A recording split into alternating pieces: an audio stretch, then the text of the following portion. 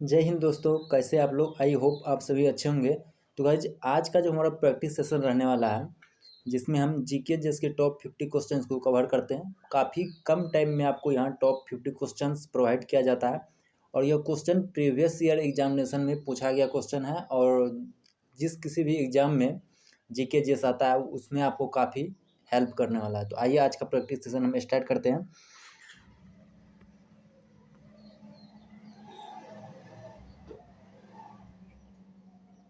First question रहने वाला आज का हमारा, निम्नलिखित में कौन सा राज्य पड़ोसी देश भूटान के साथ सीमा साझा करता है। तो यहाँ पे आपको 4 स्टेट का नाम दिया गया है। भूटान के साथ कौन कौन सीमा साझा करता है ये आपको बताना है। तो इसका राइट आंसर हो जाएगा ऑप्शन नंबर डी जो है हमारा, इनमें से सभी, यानी कि असम हो गया, पश्चिम बंगाल हो गया, अरुणाचल प्रदेश हो गया, इसके साथ साथ सिक्किम हो गया। ये सभी राज्य भूटान के साथ सीमा साझा करता है। नेक्स्ट क्वेश्चन की अगर हम बात करते हैं तो नेक्स्ट क्वेश्चन हमारा, अरावली पहाड़ी के पश्चिम छोर से निम्न में से कौन सी नदी निकलती है। तो आपको कौन कौन नदी निकलती है, तो इसका राइट आंसर हो जाएगा लूनी और माही। यह दोनों नदी है जो अरावली पहाड़ी के पश्चिमी छोर से निकलती है। तो इसका राइट आंसर जो है हमारा ऑप्शन नंबर डी हो जाएगा, ए और बी दोनों। एंड नेक्स्ट क्वेश्चन की हम बात करते हैं, नेक्स्ट क्वेश्चन हमारा, सैड्रल पीक की अवस्थित है। सैड्रल पीक जो है यह किस जगह पे अवस्थित है। तो इसका राइट आंसर हो जाएगा हमारा ऑप्शन नंबर सी जो हमारा करेक्ट आंसर हो जाएगा, मध्य अंडमान में यह अवस्थित है। एंड नेक्स्ट क्वेश्चन की हम बात करते हैं, नेक्स्ट क्वेश्चन हमारा, दिए गए विकल्पों में कौन कृष्णा की सहायक नदी नहीं है। तो कृष्णा की सहायक नदी कौन नहीं है ये आपको बताना है। तो इसका राइट आंसर हो जाएगा हमारा ऑप्शन नंबर डी जो है पेनगंगा। यह कृष्णा की सहायक नदी नहीं है। पेनगंगा हो गया, वेनगंगा हो गया, ये सारी गोदावरी की सहायक नदियाँ। अमरावती हो गई, पंचगंगा हो गई, मूसी हो गई, ये सभी जो है कृष्णा की सहायक नदी है। एंड नेक्स्ट क्वेश्चन की हम बात करते हैं तो नेक्स्ट क्वेश्चन हमारा, भारत में किस क्षेत्र के अत्यधिक असंचित खेती की जाती है। तो भारत में जो है सबसे अधिक असंचित खेती की जाती है, ये किस क्षेत्र में किया जाता है। तो इसका राइट आंसर हो जाएगा 5 का ऑप्शन नंबर सी, दक्कन का पठार जो है यहाँ पे सर्वाधिक असंचित खेती की जाती है। नेक्स्ट क्वेश्चन की हम बात करते हैं, उत्तरी मैदान में चलने वाली गर्म और शुष्क हवाएं जो पंजाब से लेकर बिहार तथा दिल्ली से लेकर पटना के बीच चलती है उसे हम क्या कहते हैं। तो इसका राइट आंसर हो जाएगा ऑप्शन नंबर डी जो है, इसे हम लू के नाम से जानते हैं। एंड नेक्स्ट क्वेश्चन की हम बात करते हैं तो नेक्स्ट क्वेश्चन हमारा, निम्नलिखित में से कौन सी विशेषताएं विकासशील या विकसित देशों में समान नहीं होती है।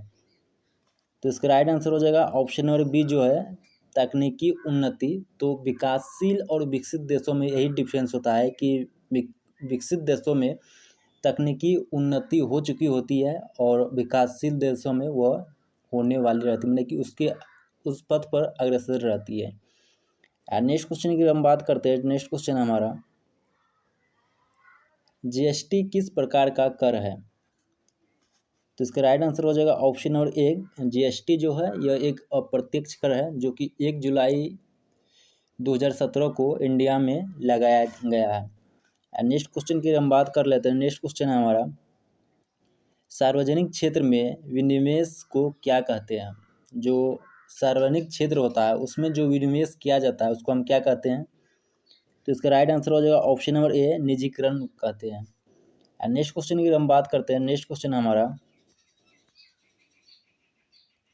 आय और उपभोग में किस प्रकार का संबंध होता है।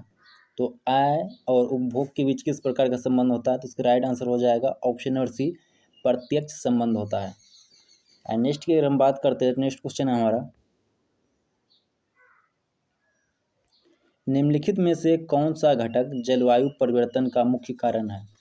तो जलवायु परिवर्तन के लिए इनमें कौन मुख्य कारक है। तो इसका राइट आंसर हो जाएगा ऑप्शन नंबर डी जो है, इनमें सभी, यानी कि प्रदूषण हो गया, ओजोन क्षरण हो गया, एक ग्रीन हाउस गैस हो गया, यह सभी जलवायु परिवर्तन के लिए मुख्य कारक माने जाते हैं। एंड नेक्स्ट क्वेश्चन की हम बात करते हैं, नेक्स्ट क्वेश्चन हमारा, क्योटो प्रोटोकॉल किस वर्ष यूनिसेफ द्वारा स्वीकार किया गया था। तो क्योटो प्रोटोकॉल को किस वर्ष से स्वीकारा गया है। तो इसका राइट आंसर हो जाएगा ऑप्शन नंबर ए जो है हमारा, 1997 से इसको स्वीकार किया गया है। नेक्स्ट क्वेश्चन की हम बात कर लेते हैं। नेक्स्ट क्वेश्चन हमारा, निम्नलिखित प्रश्नों का सही सुमेलित कीजिए। यहाँ आपको सूची 1 और सूची 2 दिया गया है। इसमें कुछ अभयारण्य और उद्यान के बारे में दिया गया है और वह किस स्टेट के साथ, किस स्टेट में है, ये आपको बताना है। अगर हम सिमलीपाल अभयारण्य की बात करते हैं तो यह उड़ीसा में है। तो ऑप्शन ए का एक जो है करेक्ट है, सिमलीपाल उड़ीसा में है।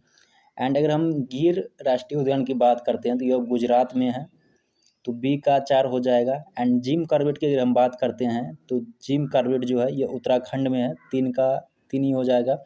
एंड सरिस्का की बात करते हैं तो यह उत्तर प्रदेश में है। तो फिर से एक बार समझ जाइएगा, सिमलीपाल उड़ीसा में है, गिर जो है यह गुजरात में है, जिम कॉर्बेट उत्तराखंड में है, सरिस्का जो है यह हमारा उत्तर प्रदेश में है। तो इसका right answer option number C जो है करेक्ट आंसर हो जाएगा। एंड नेक्स्ट क्वेश्चन की हम बात करते हैं। नेक्स्ट क्वेश्चन हमारा, सत्य फल यानी कि किसमें विकसित होता है। तो फल को 2 टाइप में बांटा गया है, एक सत्य फल एक असत्य फल। जो फल अंडाशय से विकसित होता है उसको हम सत्य फल कहते हैं, और जो अंडाशय से विकसित नहीं होता है उसको हम असत्य फल कहते हैं। तो इसका right answer option number C जो हमारा हो जाएगा, सत्य फल जो अंडाशय से विकसित होता है उसे हम सत्य फल कहते हैं। नेक्स्ट क्वेश्चन की हम बात करते हैं तो कॉड रिवर तेल मुख्य रूप से किससे संबंधित है। तो इसका राइट आंसर हो जाएगा ऑप्शन नंबर डी जो है विटामिन डी। तो इस तेल में जो है विटामिन डी की प्रचुर मात्रा पाया जाता है। एंड नेक्स्ट क्वेश्चन की हम बात करते हैं। नेक्स्ट क्वेश्चन हमारा, निम्न में से किस प्रोटीन कारखाना कहा जाता है, मतलब किसे प्रोटीन का कारखाना कहा जाता है। तो इसका राइट आंसर हो जाएगा ऑप्शन नंबर सी जो हमारा राइबोसोम को प्रोटीन का कारखाना कहा जाता है। एंड नेक्स्ट क्वेश्चन की हम बात करते हैं। नेक्स्ट क्वेश्चन है, वह जीव जिनमें केंद्रक झिल्ली का अभाव होता है क्या कहा जाता है। मैं जिस जीव में केंद्रक झिल्ली का अभाव होता है उसको हम क्या कहते हैं। तो इसका राइट आंसर हो जाएगा ऑप्शन नंबर डी, प्रोकैरियोटिक कहते हैं। एंड नेक्स्ट क्वेश्चन की हम बात करते हैं। नेक्स्ट क्वेश्चन हमारा, निम्नलिखित में कौन सा संशोधित भूमिगत तना का उदाहरण है। तो भूमिगत तना का उदाहरण क्या है आपको बताना है। तो इसका राइट आंसर हो जाएगा ऑप्शन नंबर ए जो है आलू जो है हमारा यह भूमिगत तना होता है। गाजर हो गया, शकरकंद हो गया, चुकंदर हो गया, यह सभी संशोधित जड़ जो होता है इसका एग्जाम्पल होता है। एंड नेक्स्ट क्वेश्चन की हम बात करते हैं। नेक्स्ट क्वेश्चन हमारा, निम्नलिखित में कौन सा कथन फ्लोएम के बारे में सही है। तो यहाँ आपको फ्लोएम के बारे में कौन सा कथन सही है ये आपको बताना है। तो ऑप्शन नंबर ए की बात करते हैं तो यह फ्लोएम पानी और खनिज का परिवहन करता है, तो यह गलत है। यह जाइलम का काम होता है कि पौधे में जल तथा खनिजों का परिवहन करना। ऑप्शन नंबर बी की अगर हम बात करते हैं तो फ्लोएम प्रोटोजेनिक उत्पादों का परिवहन करता है, तो यह ऑप्शन जो है बिल्कुल सही है। ऑप्शन नंबर बी जो है सही दिया गया है। फ्लोएम पौधे का सहारा देता है, यह भी गलत है। तो केवल ऑप्शन नंबर बी जो है यह हमारे फ्लोएम के बारे में सही दिया गया है। एंड नेक्स्ट क्वेश्चन की हम बात करते हैं। नेक्स्ट क्वेश्चन हमारा, स्थलीय हरे पौधे की पत्तियों में कितनी मात्रा में उपलब्ध सौर ऊर्जा खाद्य ऊर्जा में परिवर्तित किया जाता है। तो इसका राइट आंसर हो जाएगा option number A, only 1%। And next question की हम बात करते हैं। नेक्स्ट क्वेश्चन हमारा, कैल्शियम कार्बाइड का उपयोग हरे फलों को पकाने के लिए किया जाता है क्योंकि यह डॉट डॉट का बना होता है। तो इसका राइट आंसर हो जाएगा ऑप्शन नंबर ए, क्योंकि कैल्शियम कार्बाइड में एसिटिलीन पाया जाता है जो कि फलों को पकाने में सहायता करता है। एंड नेक्स्ट क्वेश्चन की हम बात करते हैं। नेक्स्ट क्वेश्चन हमारा, एन कोष में अधिकतम इलेक्ट्रॉनों की संख्या कितनी होती है। तो एन कोष जो होता है इसमें अधिकतम इलेक्ट्रॉनों की संख्या कितनी होती है। तो इसका राइट आंसर हो जाएगा ऑप्शन नंबर डी, 32 होती है। आपको फार्मूला पता होगा, जैसे कि इसमें जो इलेक्ट्रॉनों का जो कोष होता है जैसे K, L, M, N इसी टाइप से चलते रहता है, और इसको कैलकुलेट करने का फार्मूला होता है 2n²। जब यहाँ n लीजिएगा तो K, L, M, N यानी कि n का वैल्यू 4 आएगा, और 2 इंटू 4n के जगह 4 दीजिएगा, इसका स्क्वायर कीजिएगा, 4 चौक 16 दूनी 32। तो इसमें जो n कोष में अधिकतम इलेक्ट्रॉन आएगा फार्मूला के अनुसार वो 32 आएगा। तो इसको कैलकुलेट करने का फॉर्मूला है 2n²। एंड नेक्स्ट क्वेश्चन की हम बात करते हैं। नेक्स्ट क्वेश्चन हमारा, आधुनिक आवर्त सारणी उसके समूह का नाम बताइए जिसमें तत्व है जो सभी गैस है। मतलब कि आधुनिक आवर्त सारणी में कौन सा समूह है जिसमें सभी गैस है। तो इसका राइट आंसर हो जाएगा ऑप्शन नंबर डी जो है ग्रुप 18, जिसे हम अक्रिय गैस समूह कहते हैं। नोबेल गैस जिसमें आता है, तो सभी यह गैस है, नोबेल गैस। नेक्स्ट क्वेश्चन की हम बात करते हैं। नेक्स्ट क्वेश्चन हमारा, प्रेरक वो रासायनिक पदार्थ है जो जल में घुलकर मुक्त करते हैं। तो इसका राइट आंसर हो जाएगा ऑप्शन नंबर डी OH-, यानी कि प्रेरक जो है वह वाटर जल से घुलकर OH- मुक्त करता है। एंड नेक्स्ट क्वेश्चन की हम बात करते हैं। नेक्स्ट क्वेश्चन है, स्थितिज ऊर्जा के प्रबंध में निम्न में से कौन सा कथन सत्य नहीं है। तो अगर ऑप्शन नंबर ए की बात करते हैं, स्थितिज ऊर्जा कार्यशील ऊर्जा है, तो यह बात बिल्कुल गलत है। मतलब कि स्थितिज ऊर्जा जो है यह किसी वस्तु का स्थिति के कारण उत्पन्न होता है, तो यह एक गतिशील ऊर्जा नहीं है। तो ऑप्शन नंबर ए जो है हमारा गलत है। ऑप्शन नंबर 2 की बात, सेकंड की बात करते हैं हम, ऊंचाई में परिवर्तन होने पर स्थितिज ऊर्जा में परिवर्तन नहीं होता, यह भी गलत है। एंड स्थितिज ऊर्जा संचित ऊर्जा है, यह भी गलत है। तो इसका राइट आंसर जो है ऑप्शन नंबर डी हो जाएगा, मतलब कि सभी कथन असत्य दिया गया है। नेक्स्ट क्वेश्चन की हम बात करते हैं। नेक्स्ट क्वेश्चन हमारा, निम्न में से कौन सी तरंग अनुप्रस्थ तरंग नहीं है। तो कौन अनुप्रस्थ तरंग नहीं है, यह आपको बताना है। तो इसका राइट आंसर हो जाएगा ऑप्शन नंबर डी जो हमारा सर्पिलाकार स्प्रिंग से उत्पन्न जो तरंगे होती है यह अनुदैर्घ्य तरंग होती है, और बाकी जो तरंग दिया गया है यह सभी अनुप्रस्थ तरंग के एग्जाम्पल्स हैं। और नेक्स्ट क्वेश्चन की अगर हम बात करते हैं। नेक्स्ट क्वेश्चन हमारा, भारत का प्रथम निर्यात उपयोगीकरण क्षेत्र यानी कि EPZ का सृजन हुआ था। तो इसका राइट आंसर हो जाएगा ऑप्शन नंबर ए कांडला में सबसे पहले इसका उद्योगीकरण का सृजन किया गया था।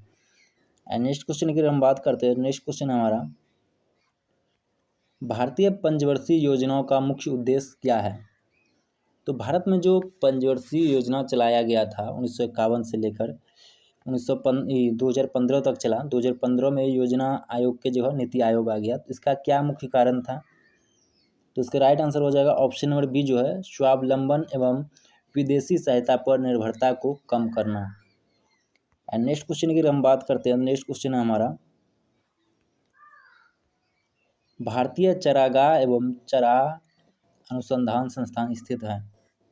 तो इसका राइट आंसर हो जाएगा हमारा ऑप्शन नंबर सी जो है झांसी में, यानी कि भारतीय चरागाह और चराह अनुसंधान जो है यह झांसी में स्थित है। एंड नेक्स्ट की हम बात करते हैं, संविधान के किस अनुच्छेद के अंतर्गत किसी व्यक्ति के विदेश यात्रा के अधिकार को संरक्षण प्रदान मिलता है। तो इसका राइट आंसर हो जाएगा ऑप्शन नंबर बी जो है आर्टिकल 21। इसमें किसी व्यक्ति को विदेश यात्रा का अधिकार का संरक्षण मिलता है। एंड नेक्स्ट क्वेश्चन की हम बात करते हैं। नेक्स्ट क्वेश्चन है हमारा,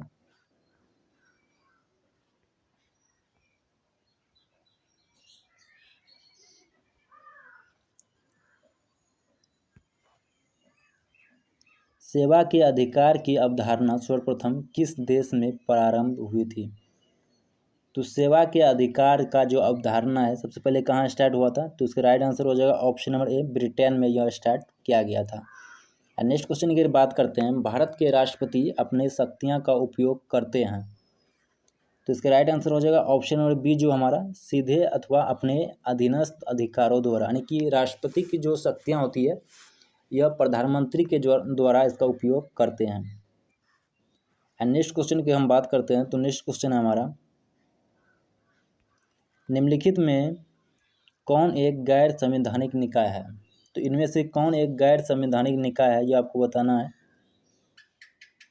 अगर हम राष्ट्रीय मानवाधिकार आयोग की बात करते हैं तो यह इसका उल्लेख संविधान में कहीं नहीं है। उसी तरह केंद्रीय अन्वेषण ब्यूरो हो गया या लोकपाल हो गया, इन तीनों का जो ब्यौरा है वो हमारे संविधान में कहीं नहीं है। तो इसका right answer option number C हो जाएगा। केवल वित्तीय आयोग है जिसके बारे में संविधान में बताया गया है। नेक्स्ट क्वेश्चन की हम बात करते हैं तो नेक्स्ट क्वेश्चन हमारा जनसंख्या नियंत्रण एवं परिवार नियोजन संविधान के 7वीं अनुसूची के का विषय है। तो किस अनुसूची मैंने किस सूची में इसको रखा गया है, तो इसका राइट आंसर हो जाएगा ऑप्शन नंबर सी, जो हमारा समवर्ती सूची में इसको रखा गया है। तो जनसंख्या नियंत्रण और परिवार नियोजन जो है यह संविधान के समवर्ती सूची में रखा गया है। आपको पता होगा 3 टाइप की सूचियां होती है, एक संघ सूची, एक राज्य सूची, एक समवर्ती सूची। तो समवर्ती सूची में वो सारी चीज़ों को रखा जाता है जिसमें केंद्र और राज्य दोनों अपना कानून बना सकते हैं। नेक्स्ट क्वेश्चन की हम बात करते हैं तो नेक्स्ट क्वेश्चन हमारा राज्य सरकार के कार्यकारी अध्यक्ष यानी संवैधानिक प्रमुख कौन होता है। तो इसका राइट आंसर हो जाएगा ऑप्शन नंबर ए, जो है राज्यपाल होता है, यानी कि राज्य का जो संवैधानिक प्रमुख होता है वो राज्यपाल होता है। नेक्स्ट क्वेश्चन की हम बात करते हैं तो नेक्स्ट क्वेश्चन हमारा निम्नलिखित में से किस समिति या आयोग ने न्याय पंचायतों के गठन की सिफारिश की थी।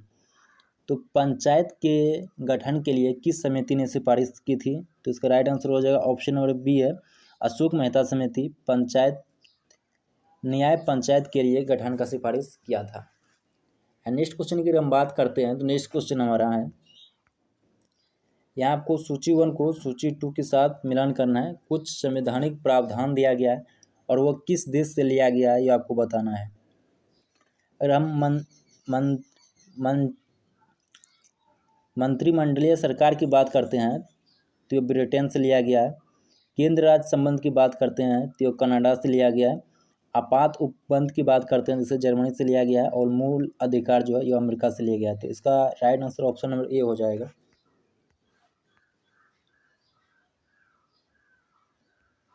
नेक्स्ट क्वेश्चन की हम बात करते हैं तो नेक्स्ट क्वेश्चन हमारा संतरण काल में राजस्व विभाग का प्रमुख को क्या कहा जाता था।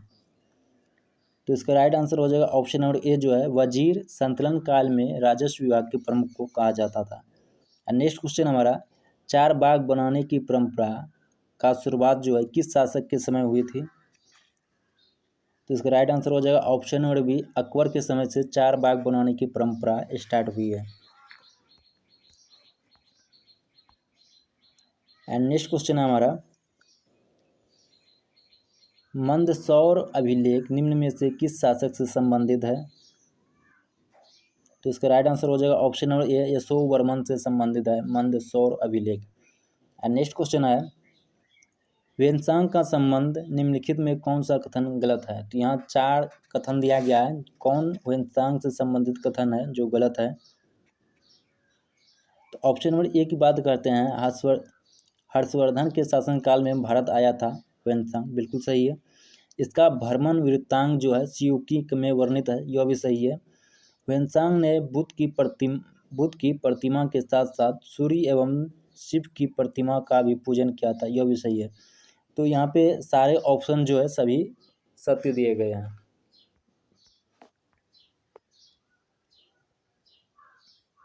नेक्स्ट क्वेश्चन की हम बात करते हैं। नेक्स्ट क्वेश्चन हमारा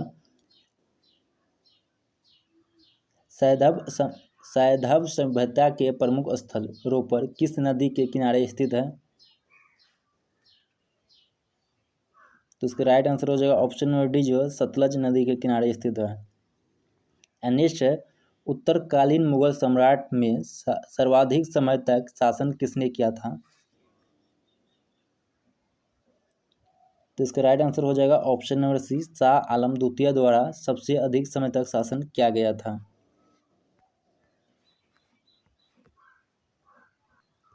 नेक्स्ट की हम बात करते हैं प्रमुख जैन तीर्थंकरों में अरिष्टनेमी यानी कि जो 22वें तीर्थंकर थे उसका प्रतीक चिन्ह क्या था। तो इसका राइट आंसर हो जाएगा ऑप्शन नंबर ए, जो है शंख, यह 22वें जैन तीर्थंकर का प्रतीक चिन्ह था।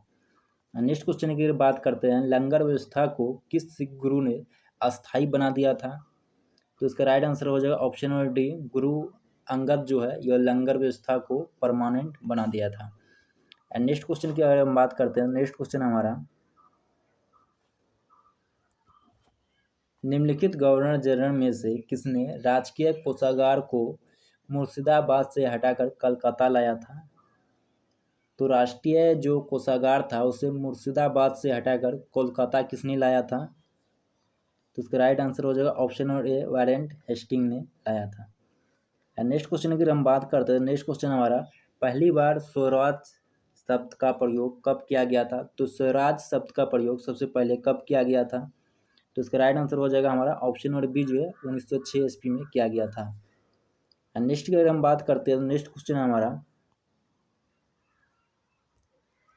आर्थिक सहयोग और विकास संगठन का मुख्यालय कहाँ है? तो इसका राइट आंसर हो जाएगा ऑप्शन नंबर सी जो है पेरिस में है आर्थिक सहयोग और विकास संगठन का मुख्यालय।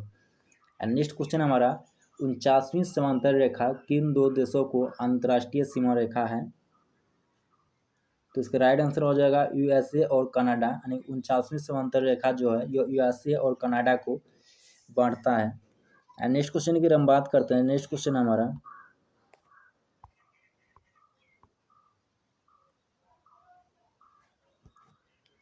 निम्नलिखित में कौन मूल राशि नहीं है? तो यहाँ 4 एग्जाम्पल्स दिया गया है कौन मूल राशि नहीं है। तो इसका राइट आंसर हो जाएगा ऑप्शन नंबर डी जो हमारा आयतन, यह मूल राशि नहीं है। अगर हम तापमान की बात करते हैं, द्रव्यमान की बात करते हैं, ज्योति तीव्रता, समय हो गया, और उसके बाद पदार्थ का जो मोल होता है, यह सभी भौतिक राशि है। इसके साथ साथ अगर हम कुछ इम्पोर्टेंट पॉइंट की बात करते हैं तो कुछ इम्पोर्टेंट पॉइंट हमारा, सैयद वंश के संस्थापक कौन थे? तो खिर्ज खां सैयद वंश के संस्थापक थे। इसने रैयत ए आला की उपाधि धारण किया था। और लोधी वंश के अगर हम संस्थापक की बात करते हैं तो बहलोल लोधी इस वंश के संस्थापक थे। और 1504 ईस्वी में आगरा शहर की स्थापना सिकंदर लोधी द्वारा की गया था। इसने मुसलमानों को ताजिया निकालने और मुस्लिम महिलाओं को मजार पर जाने से प्रतिबंध किया था। तो यह किसने किया था? तो सिकंदर लोधी ने यह किया था। एंड नेक्स्ट अगर हम बात कर लेते हैं, इसने गुलरुखी शीर्षक से फारसी कविता की रचना की थी। यह सिकंदर लोधी द्वारा किया गया था। एंड संतुलन काल में अंतर्राष्ट्रीय बंदरगाह के रूप में प्रसिद्ध था। तो वह देवल जो जगह है वो संतुलन काल में अंतर्राष्ट्रीय बंदरगाह के रूप में प्रसिद्ध था। एंड नेक्स्ट हमारा, विजयनगर साम्राज्य के संस्थापक तो हरियल और बुक्का ने किया था। और विजयनगर साम्राज्य की जो राजधानी थी वह हम्पी थी। इस वंश का शासक बुक्का प्रथम था जो कि वेदमार्ग प्रतिष्ठापक की उपाधि धारण किया था। एंड नेक्स्ट अगर हम बात करते हैं, देवराय के शासनकाल में इटली का यात्री निकोलो कांटी विजयनगर आया था। एंड देवराय द्वितीय के शासनकाल में जो है फारसी राजदूत अब्दुल रज्जाक विजयनगर आया था। एंड देवराय द्वितीय को जगबेटकर की संज्ञा दी गई थी। और कृष्णदेव राय जो थे इनके शासनकाल में पुर्तगाल के यात्री डोमिंगोस पायस विजयनगर सम्राट आया था। और कृष्णदेव राय का जो शासनकाल था इस समय एक पुर्तगाली आया था जो बारबोसा विजयनगर सम्राट आया था। और उच्चयुत राय शासनकाल में पुर्तगाल यात्री नूनीच विजयनगर सम्राट आया था। और मुगल शासक बाबर ने अपनी आत्मकथा में कृष्णदेव राय को भारत का सबसे शक्तिशाली शासक बताया है। और कृष्णदेव राय के दरबार में जो है तेलुगु साहित्य के प्रसिद्ध कवि रहते थे जिन्हें अष्ट दिग्गज के नाम से हम लोग जानते थे। तो आज का वीडियो था, आपको कैसा लगा कमेंट करके जरूर बताइएगा।